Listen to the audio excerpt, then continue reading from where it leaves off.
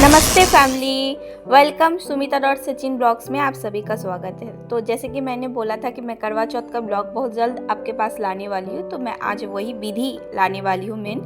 तो देख सकते हैं आप लोग, सबसे पहले मैंने करवा माता का फ़ोटो बिछा लिया है, बैठा दिया है। तो मैंने सबसे पहले अक्षत डाल के उनका फ़ोटो स्थापित कर ली हूँ, चुनरी डाल के। देन मैं 3 अष्टकमल बनाऊंगी, क्योंकि 3 एक कलश और 2 करवे रहेंगे, इस वजह से 3 अष्टकमल बना चुकी हूँ अक्षत से। तो सबसे पहले एक मिट्टी का करवा में मैं पानी डालूंगी, दूसरा जो कलश बैठाऊंगी उसमें पानी डालूंगी, और एक करवा मैं फिलहाल खाली रखूंगी। अभी उसमें मैं थोड़ा सा अक्षत डाल लेती हूँ खाली वाला करवा में। देन दोनों जिसमें पानी डाली थी उसमें थोड़ा सा सिंदूर, थोड़ा सा रोली, थोड़ा सा हल्दी का गांठ, एक पैसा, ये सब डाल के मैं इसको मोली धागा से तीनों में बांध लूँगी। ठीक है, उसके बाद तीनों में मैं कुमकुम लगा दूँगी, सिंदूर लगा दूँगी। फिर मैं करवा माता का फ़ोटो जो है उनको मैं सिंदूर कर लूँगी। उसके बाद उन पे मैं फूल चढ़ा दूँगी, और उसके बाद जो माता गौरी, शिव जी, गणेश जी, कार्तिक जी और माता रानी का फ़ोटो है, सब में मैं सिंदूर कर लूँगी, फूल चढ़ा लूँगी। उसके बाद मैं बीच में जो कलश था वो कलश स्थापन करूँगी, और दोनों साइड करवा रखूँगी। दोनों का मुंह आमना सामना होना चाहिए, आमना सामनी।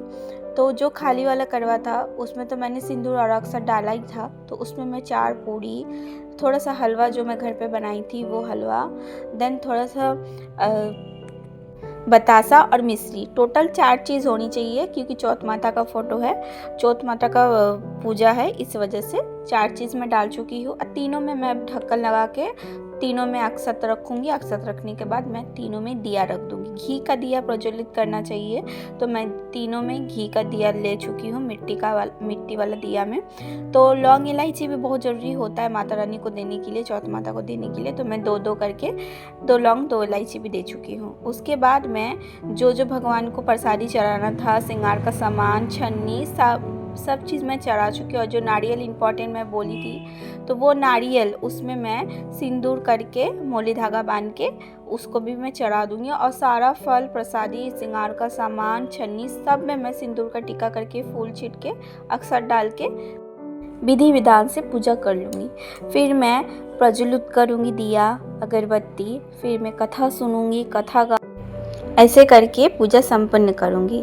लेकिन उससे पहले भी एक इम्पॉर्टेंट काम है जो मेन होता है, इसमें 4 कोस, 4-4 करके 8 कोस ज़रूरी होता है दोनों करवा पे लगाने के लिए। ठीक है, तो दोनों के लिए मैं 4-4 करके 8 कोस लाई थी। तो दोनों का जो मुंह होता है करवा का, मुंह में 4-4 करके मैं लगा दूँगी।